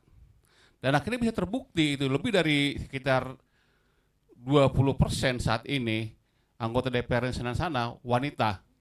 Ya walaupun mereka mungkin nggak begitu senang dengan dunia politik, tapi karena dipilih itu ya, dan kebetulan juga banyak juga wanita memilih yang wanita juga. Ya jadi artinya masukan juga ini untuk Pak Budiman bahwa artinya peluang itu tinggi untuk menjadi anggota dewan. Karena 30% di tingkat DPR di tingkat provinsi, kemudian kabupaten, kota madya. Itu aja Pak Budiman. Terima kasih. Oke, terima kasih Pak Solten. Nggak apa-apa, lanjutin, nambahin. Betul Pak. Jadi partai politik itu saat ini lagi pusing. Karena kenapa? Kalau dulu 30% itu bukan kewajiban. Bukan kewajiban bahwa partai politik itu harus punya keterwakilan perempuan. Kalau sekarang diwajibkan. Diwajibkan. Jadi setiap partai politik itu kalau dia pengen mencalonkan anggota DPR RI ataupun DPRD itu harus punya kuota 30%. Makanya kalau misalnya ada 10 perempuan dan ada 100 laki-laki yang melamar ingin jadi anggota DPR RI, itu yang didahulukan adalah yang perempuan dulu prioritasnya. Karena keterwakilan perempuan itu. Jadi kalau mereka nggak punya keterwakilan perempuan 30% dalam hitungan partai politik itu mereka nggak bisa mencalonkan. Ya, makanya tadi benar kata Pak Solten bahwa yang dilakukan adalah akhirnya muncullah anaknya diajak, istrinya diajak gitu ya. Kayak partai Henry Tanu, ya kan? Semuanya tuh, istrinya diajak, mantunya diajak, ya kan? Tinggal saya nggak diajak gitu ya. Gitu ya. Jadi itu salah satu bentuknya. Jadi itu salah satu membentuk kuota perempuannya seperti itu. Dan juga salah satu bahwa framing untuk laki-laki untuk menjadi anggota dewan itu sangat kuat ketimbang perempuan. Nah ini yang framing ini yang harus kita rubah, kita akalin bahwa berharap yang ada di ruangan ini gitu ya, wah pengennya pilih aja yang perempuan, gitu ya, keterwakilan perempuan. Karena tingkat yang memang perempuan itu kurang bersuara, tapi setidaknya untuk yang namanya korupsi itu sangat kecil, gitu ya. Yang laki-laki kita lihat korupsinya luar biasa, itu sangat, negara ini udah dalam krisis dalam korupsi yang sangat luar biasa. Oke, itu tambahan saya untuk menjawab Pak Solten. Oke, baik, terima kasih Pak Budiman dan Pak Solten. Selanjutnya ada yang ingin bertanya lagi? Atau teman-teman yang di Zoom boleh bertanya, atau di kolom chat ada Kayut? Belum ada. Atau yang raise hand di Zoom yang ingin bertanya? Ada. Boleh saya bertanya? Oh iya, boleh. Silakan sebutkan nama dan asalnya. Oke, baik. Izin bertanya. Oh ini. Oh iya, silakan perkenalkan dulu ya Kak, nama dan asalnya dari mana. Baik ya, perkenalkan nama saya Fahmi Idris. Saya berasal dari Fakultas Perikanan. Nah, menarik Pak Dr. Budiman tadi membahas tentang politik perempuan berpolitik, tentang Ratu Sima tadi. Nah, saya pernah mendengar Ibu Tien Soeharto selalu menekan kepada pegawai negeri untuk tidak berpoligami. Itu benar apa salah, mohon diluruskan. Nah, saya kepikiran nih, bagaimana jika suatu hari nanti ada presiden perempuan kembali di Indonesia seperti Ibu Mega, lalu terjadilah bertransformasi parlemen misalkan dibalik 30% saja untuk laki-laki, 70%-nya untuk perempuan. Nah, lalu mereka membuat kepres tentang perempuan nih, misalkan setiap laki-laki yang ada di Indonesia dilarang berpoligami seperti Ibu Tin itu. Nah, apakah itu kemungkinan bisa terjadi dengan perempuan menjadi penguasa misalkan seperti Ibu Mega, tapi mereka membuat kepres seperti demikian karena memang misalkan ini perempuan memimpinnya bagus karena Pak Budiman tadi mengatakan jarang terkena korupsi dan segala macamnya. Nah, apakah itu bisa terjadi? Dan memang kalau tadi kita bicara di Indonesia itu memang sulit. Tadi Pak Budiman mengatakan secara agama memang masih kental gitu ya, agamis, bahwa perempuan itu sedikit ada larangan memimpin lah ya. Padahal pada kenyataannya secara undang-undang itu diperbolehkan. Ya, Ibu Budiman, pertanyaannya, mohon pendapatnya tentang pertanyaan tadi. Terima kasih, mohon maaf kurang. Oke, baik, Fahmi, mohon maaf boleh diulang kembali pertanyaannya apa? Iya, untuk putus-putus, poinnya? Fahmi. Oh, Intinya aja, Mas Fahmi. Oh, intinya aja. Jadi pertanyaannya itu, kalau misalkan perempuan presiden kembali, perempuan dipimpin oleh presiden perempuan, lalu mereka membuat peraturan kepres tentang seperti Ibu Tin Soeharto ya, mereka memperjuangkan tentang PNS itu tidak boleh berpoligami, kalau tidak salah seperti itu, mohon diluruskan. Apakah itu bisa kemungkinan dibuat kepres seperti itu oleh para perempuan suatu hari, jikalau para perempuan itu memimpin di parlemen, misalkan terbalik nih, 70%-nya perempuan itu menguasai parlemen dan laki-laki hanya 30% karena tidak dipercaya lagi oleh publik, karena sering korupsi lah, segala macam lah, seperti itu Pak, kira-kira. Oke, makasih Mas Fahmi ya. Oke, menarik. Jadi satu hal yang harus dipahami adalah bisa gak? Bisa. Tapi pertanyaannya, dia akan melawan kepentingan yang sangat luar biasa. Ada kepentingan besar yang sangat luar biasa untuk melakukan hal tersebut.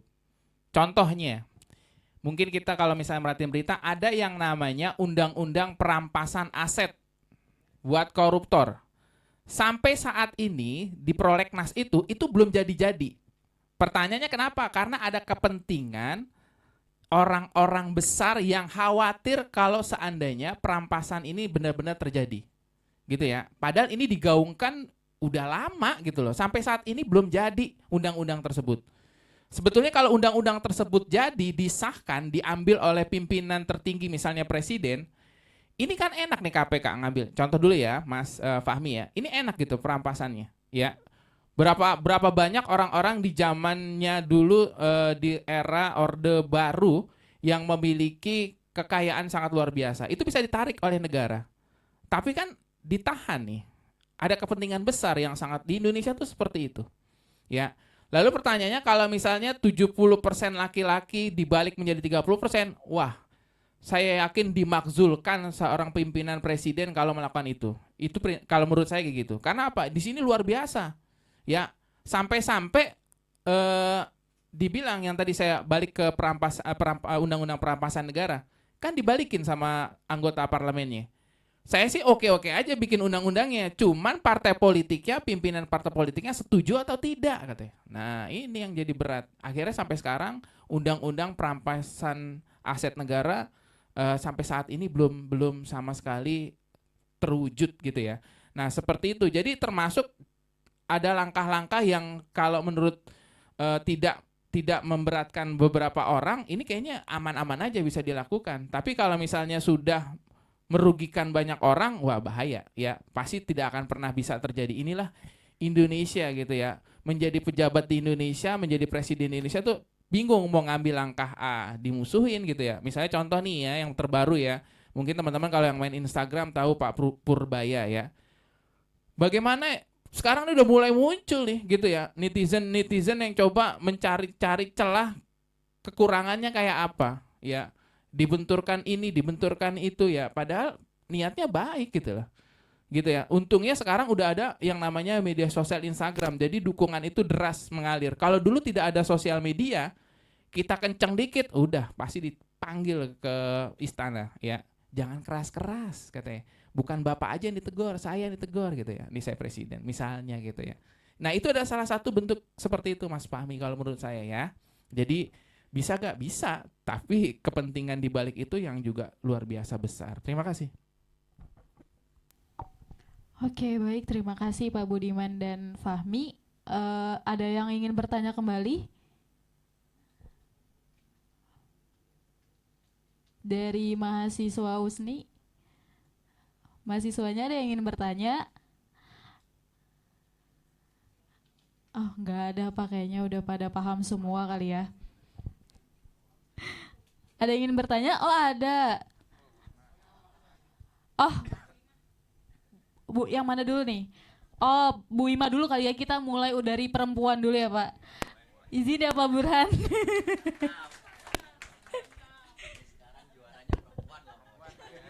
Iya, terima kasih. Assalamualaikum warahmatullahi wabarakatuh.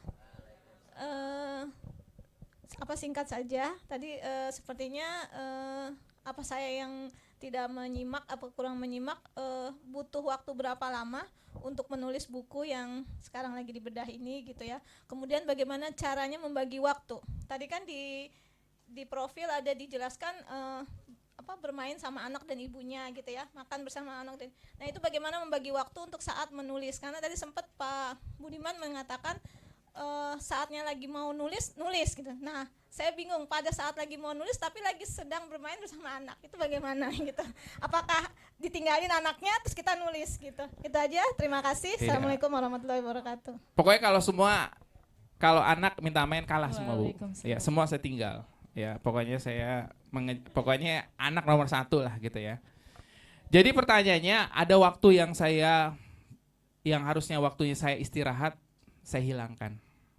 Kadang gitu ya, saya nggak tahu nih di umur saya yang udah 40 tahun ini kayaknya nggak tahu nih, kurang tidur, susah tidur sekarang. Ya kurang susah tidur gitu ya. Ya kurang tidur lah, Banyak pokoknya nggak pikiran tahu. atau gimana, Kalau udah Pak? jam 11 baru bisa tidur gitu ya. Jadi banyak yang dipikirin gitu. Jadi kangen ibunya. Jadi satu hal itu. Jadi saat di sela-sela itu saya pengen melakukan nulis Bu Ima. Ya biasanya saya mulai durasi waktu itu mulai jam 9 menulis. Nggak usah lama-lama, konsisten. Walaupun cuma sejam tapi saya coba menulis. Itu salah satu yang saya lakukan jam 9 sampai jam 10. Habis itu saya olahraga kecil gitu, lari-lari di teras rumah, habis itu mulai sleeping.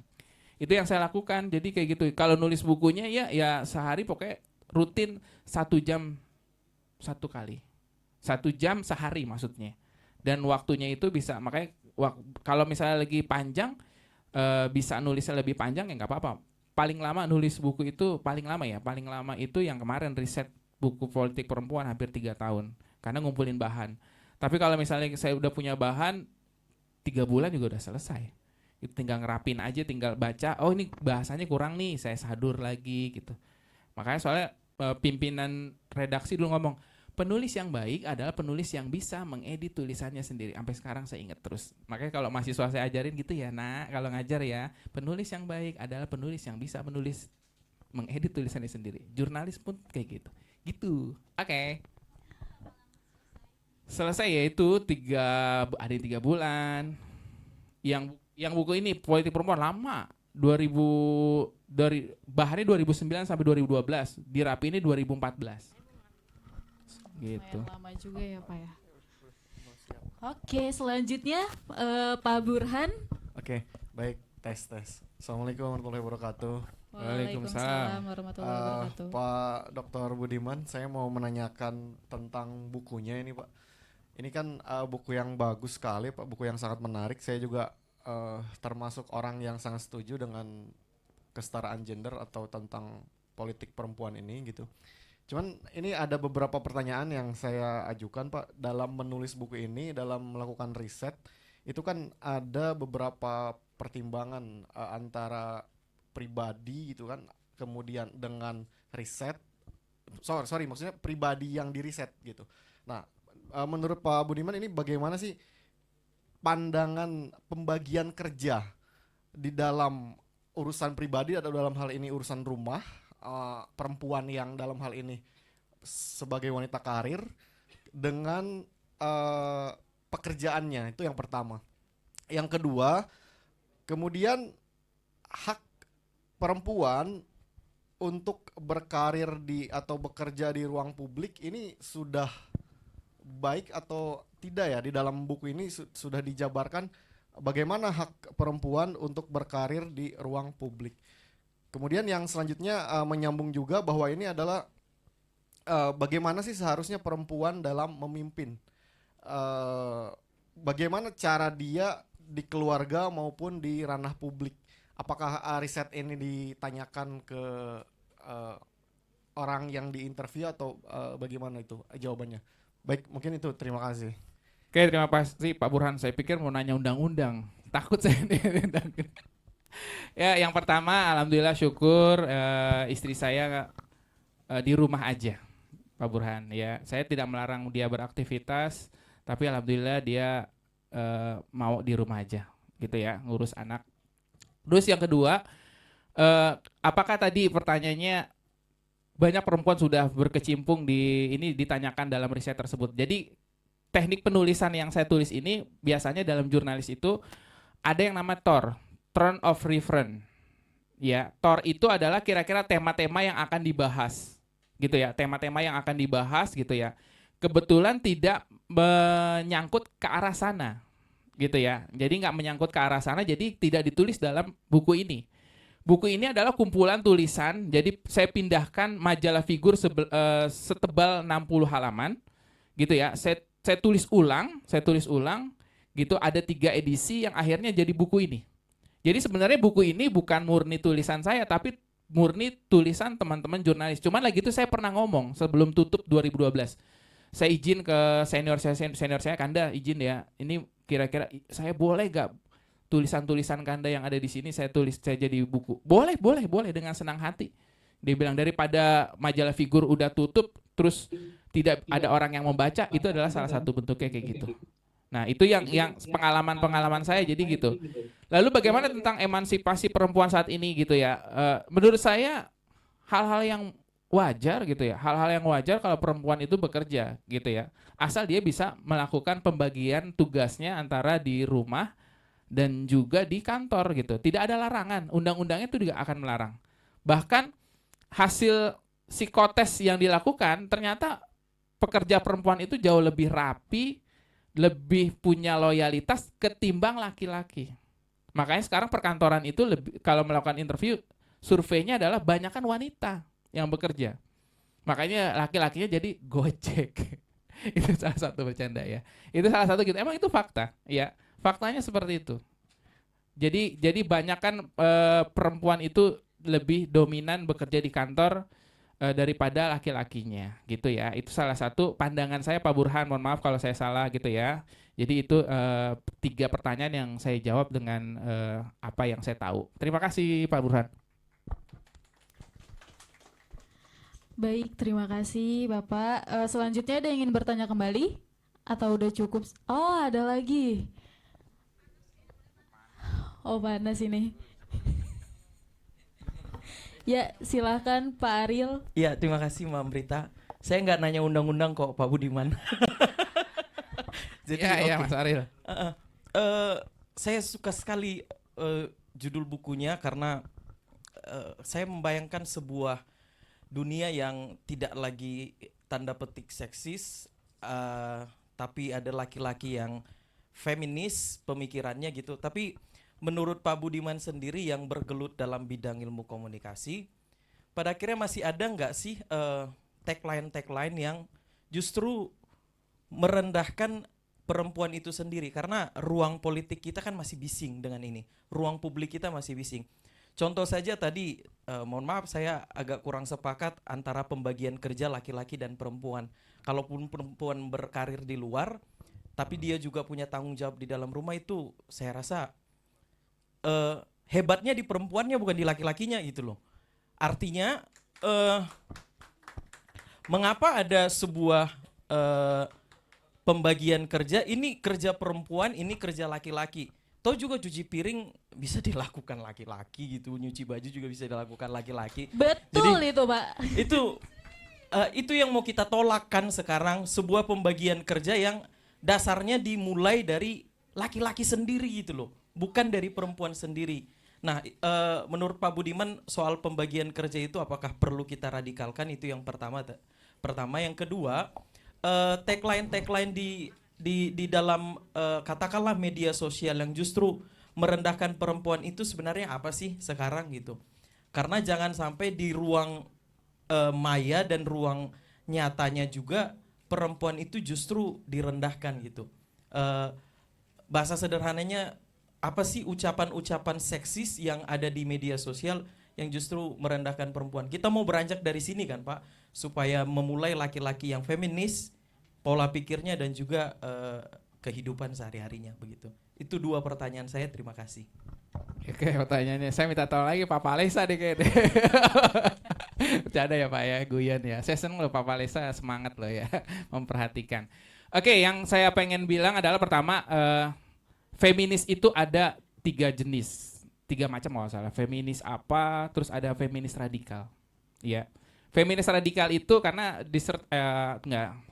tesis saya ngomongin tentang politik perempuan juga gitu. Saya ngomongin tentang radikalisme feminis.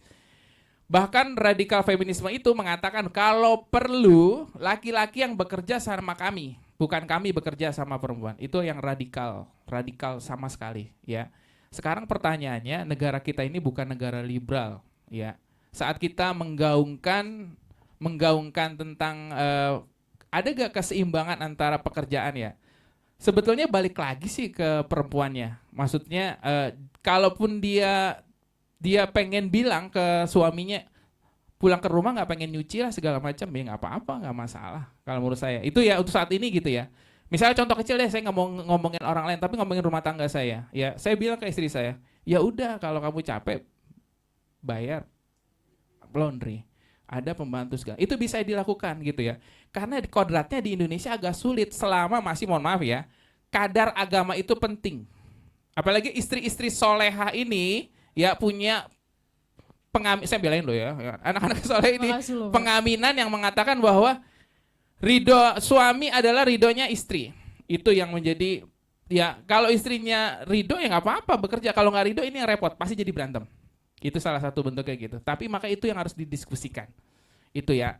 Lalu berikutnya pertanyaan kedua, ya, sebetulnya Mas Ariel harus dipahami, ada 3 kategori dalam perempuan, ya. Ya. Pertama, ada wanita, ada perempuan, ada cewek. Jadi kalau dibilang kata cewek itu masuk dalam kategori pelecehan. Nggak ada yang namanya orang Mbak Amrita jalan, "Hai wanita," nggak keren, nggak kan? Pasti ngomong, "Hai cewek," itu udah pasti pelecehan. Itu bisa sebetulnya kalau dalam politik perempuan ini bisa dikenakan pasal. Karena saya bukan orang hukum, saya nggak tahu pasalnya berapa Mas Ariel. Ya itu salah satu, itu bentuk pelecehan. Makanya kalau perempuan dibilang "hai cewek" itu dianggap rendah. Ya kategorinya, kenapa saya ngambil kata perempuan di sini? Ya karena judul di majalah saya perempuan semua. Tadi saya mau ngangkat wanita, kayaknya nggak menarik gitu, nggak ada nilai jualnya gitu. Politik wanita berpolitik kayak nggak seru. Jadi lebih pantas perempuan berpolitik, politik berperempuan. Jadi itu salah satu bentuknya. Sekarang saat ini kalau dibilang kita ngomongin tentang sosial media, ya kalau ada orang yang melecehkan perempuan, saya yakin dibully saat ini. Yakin 100%. Nggak ada yang saat ada orang yang menuliskan tentang artikel tentang perempuan itu dibela, nggak ada. Saya yakin pasti dibully. Masyarakat Indonesia ini udah mulai sebenarnya sadar, cuman ada bentuk kehati-hatian di dalam melakukan komentar, ya. Itu salah satu bentuk kayak gitu. Jadi arahnya udah ada gak ada, tergantung. Gitu ya. Negara kita bukan negara liberal yang artinya membebaskan segala satu hal. Saya justru khawatir kalau liberalisme Indonesia hadir, ya itu. Ya, ternyata ya salah satu yang pernah tesis saya buat adalah sampai dibilang kalau perlu laki-laki lah yang bekerja pada kami, ya mereka yang mengepel, mereka yang nyuci, kita yang bayar mereka. Itu adalah feminisme radikal, sampai seperti itu. Ya, ini adalah salah satu filosofi aja gitu ya. Mungkin ada pergerakan-pergerakan itu, tapi masih dalam batasan wajar. Itu salah satu yang coba saya sampaikan. Mas Ariel, mohon maaf ya kalau saya ada salah ya. Itu salah satu yang bisa saya ungkapkan karena berdasarkan referensi yang saya dapatkan berdasarkan pengalaman.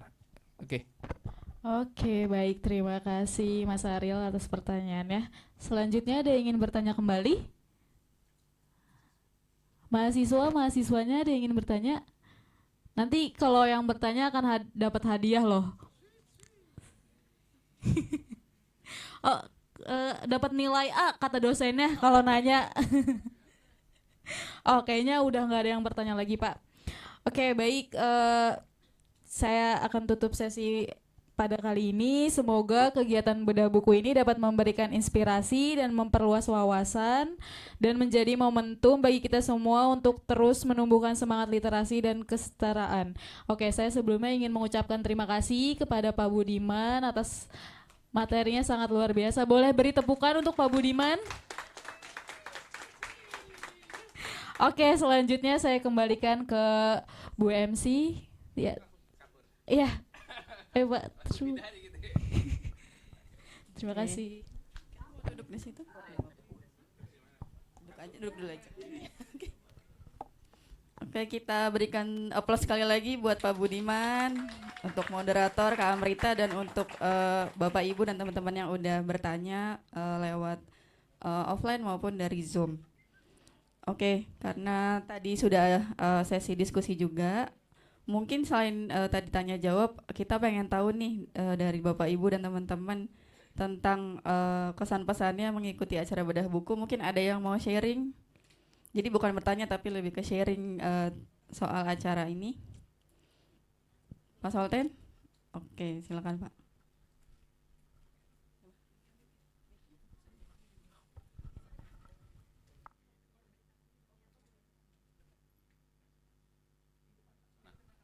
Oh gitu. Menghadap kamera.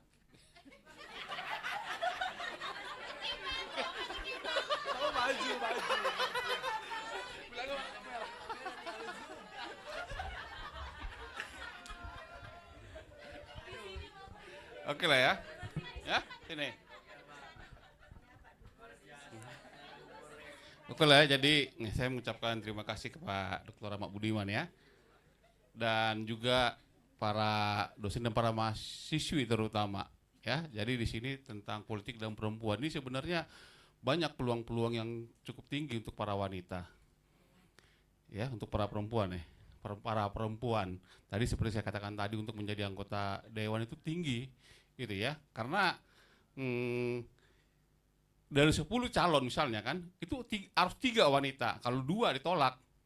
Ya, jadi artinya untuk para wanita yang ada di sini ini, terutama Bu Prof, ya ini ya, Ibu ini masuk anggota SIGIP ya, Solidaritas Istri Kabinet pada zaman SBY 2 periode. Ibu ini terus yang selalu bawa-bawa menteri. Gitu ya. Ya, saya akui, dan saya juga pernah bareng ke Sibolga ya, membawa rombongan ibu-ibu menteri keliling Sibolga dan Pranamanan. Jadi kita juga berusaha kalau bisa dari USNI ini kita bisa orbitkan Profesor Yeni menjadi salah satu anggota dewan, atau mungkin para mahasiswa yang ada di sini. Itu harapan kita. Dan kebetulan juga saat ini ada 5 orang kami itu ya dimasukkan ke Dewan Pimpinan Pusat Partai. Jadi partai ini dulu sudah besar, cuman ada konflik, diambil alih, dan saya dimasukkan. Nyari orang, ya, lagi nyari orang ini sebelum deklarasi. Dan saya juga berharap nanti kalau seandainya sewaktu-waktu kita butuh wanita, gitu ya siap-siap aja. Itu harapan saya, terutama Bu Yeni, yang seorang profesor ini, dan terutama para mahasiswi, ya. Jadi artinya tunjukkan, ya, bahwa Anda kuliah di FISIP Fakultas Ilmu Sosial dan Ilmu Politik harus melek politik. Terima kasih.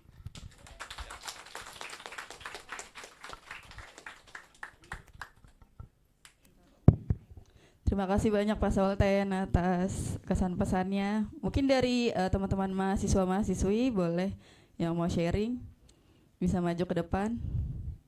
Mungkin Kak Rifki mungkin. Ya, calon alumni.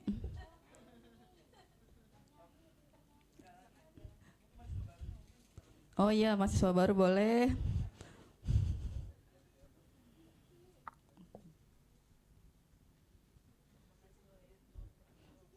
Ya, ada yang mau ke depan untuk kasih kesan pesan?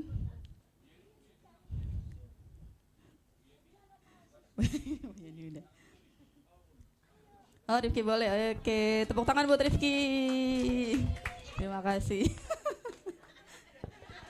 Oke, silakan Rifki.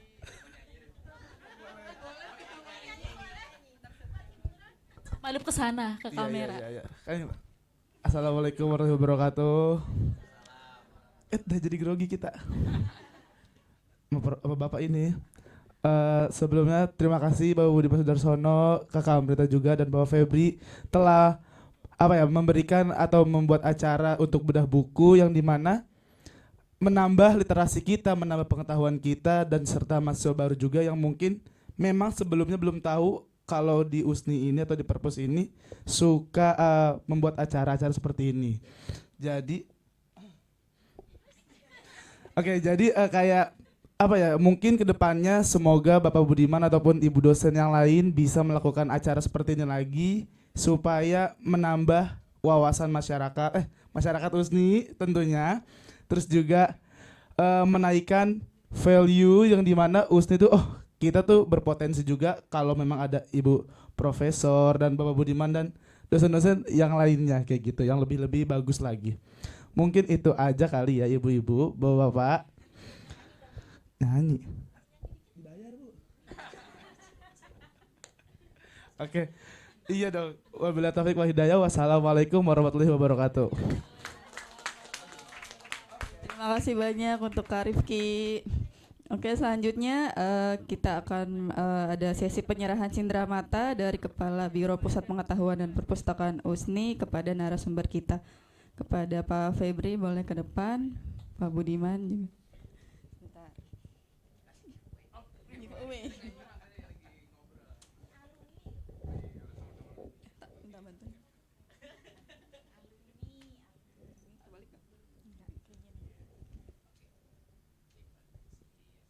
Ini dokumentasi boleh.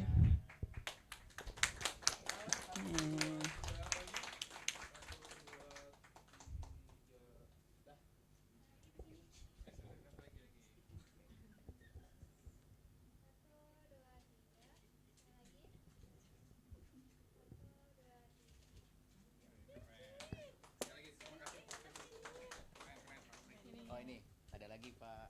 Oh ada lagi ya. Sekali lagi dong.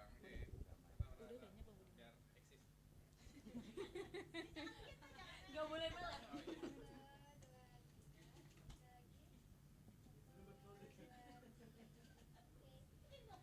Oke, terima kasih Bapak. Oke, bagi tadi yang sudah bertanya di sesi tanya jawab, mungkin Pak Budiman mau ngasih ke siapa nih Pak? 2 orang.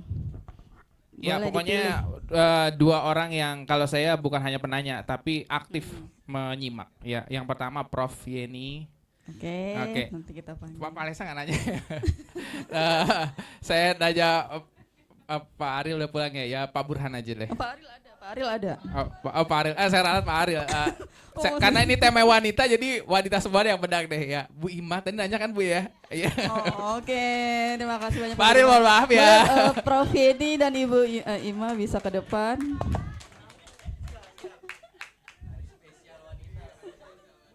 Oh, yang ngasih siapa? Pak Budiman yang ngasih Pak.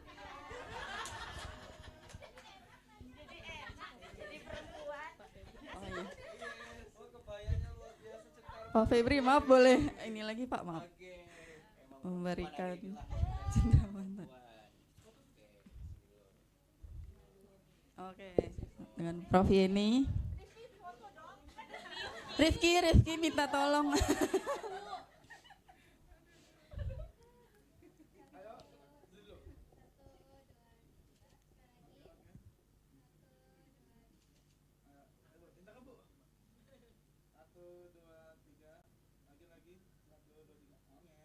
Oke, terima kasih Bu Yeni. Pemberian kepada Bu Ima.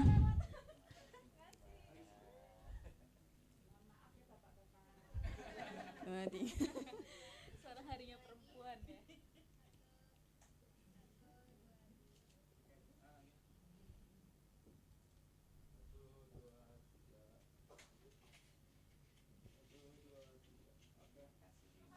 Oke, terima kasih Bapak Ibu.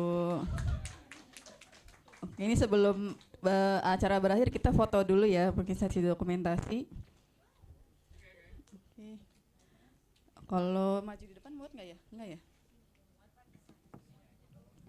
Oh di sini ya Pak Budiman di sini, mungkin Ibu moderator. Jadi kita ambilnya dari sini ya, ke sana. Oke.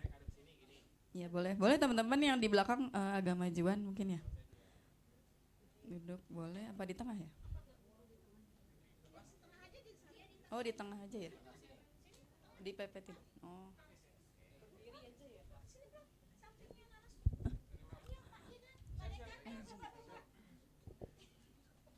Untuk yang di Zoom bisa open cam dulu biar kita juga tag fotonya bisa barengan.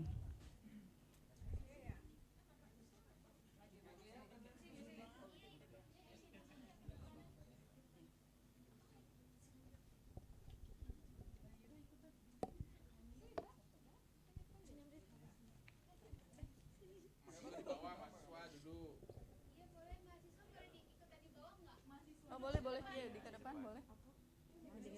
Iya, duduk masa di depan. Oh gitu, kita madep sini. Oh sini. Oh, madep sini aja. Sini. Oh ya udah oke boleh. Ya udah oke. Oh, oh ya udah berarti di sini aja ya. Madep sana ganti. Mahasiswa Di depan. sana aja, di depan. Ya, biar kelihatan yang zoom.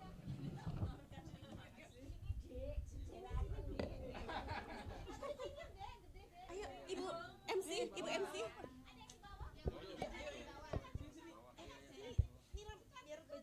Oh, iya iya. Amrita ke tengah sini. Yudu, nggak ikutan. Sama aku sama kita di sini di pinggir.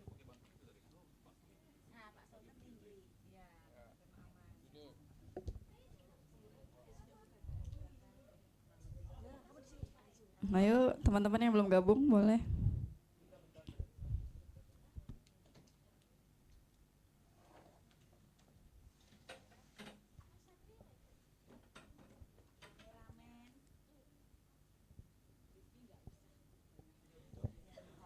Yang untuk di Zoom bisa open cam ya. Oke, satu. Oke.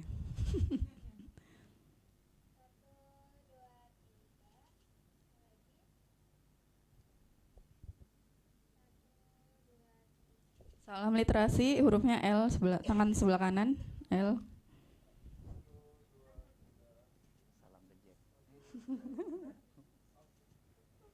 Oke, terima kasih banyak teman-teman. Boleh kembali ke tempat duduk. Nanti sebelum berakhir ada form feedback ya, nanti di depan ada QR-nya, bisa teman-teman scan dan diisi. Nanti kalau udah isi form feedback bisa dapat sertifikat. Nanti dikirim ke email. Jadi jangan pulang dulu ya teman-teman ya. Tadi dulu belum ditutup, jangan pulang dulu. Belum ditutup.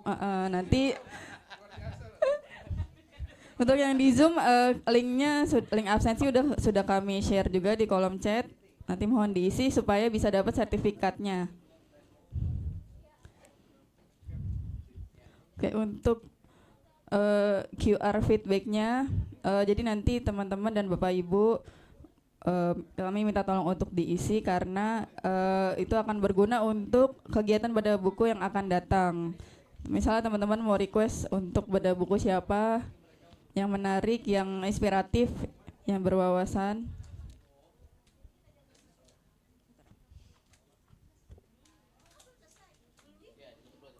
Gak bisa gede. Oh itu. QR-nya boleh di scan kekecilan ya. Untuk dapat sertifikat juga, Bu. Iya. Oke. Untuk yang di Zoom bisa diklik linknya saja di kolom chat, sudah kami share juga.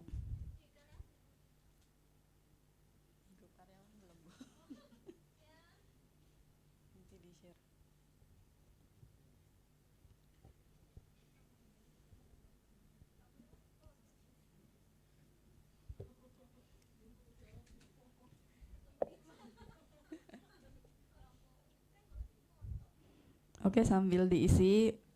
Oke. Untuk hadirin yang berbahagia semua, alhamdulillah kita sudah di penghujung acara.